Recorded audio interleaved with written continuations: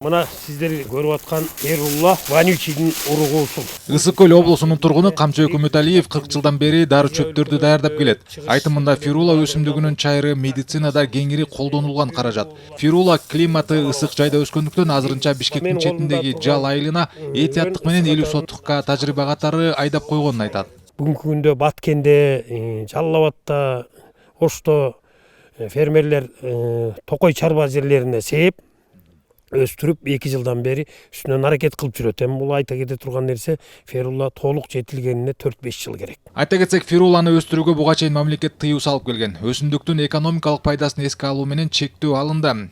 Чектөөнүн алынганы дыйкандарга кошумча пайда алып келүүсүнө жол ачат дейт Үмөталиев. Ал жеке тажрыйбасына таянып, фируланын тамырынан 200 граммдан 700 граммга чейин чайыр алса болоорун билдирди.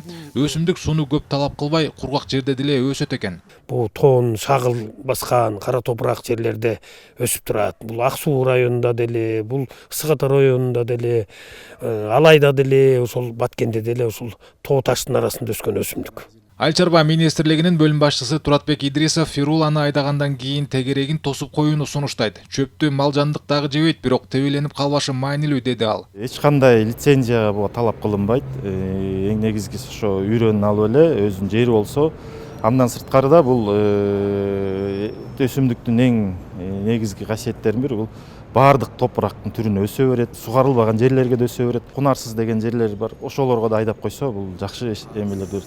Идрисовдун айтымында азырынча өлкөдө фируланын үрөнү жетишсиз.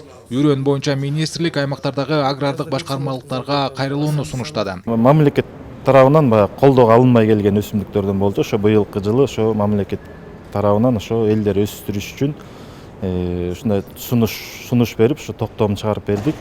Бүгүнкү күндө элдер тарабынан суроо талаптар күндөн күнгө көбөйүп атат бул өсүмдүккө. Жогорку пайдалуу өсүмдүк болгонуна байланыштуу. Дыйкандар түшүмүн өз алдынча дагы сатса болот. Эгер каражат ири көлөмдө болсо, министрлик кардар таап берүүгө даяр экени айтылды. Сайфудин Мурзаев, Нуркамил Асанов, Ала Тоо 24.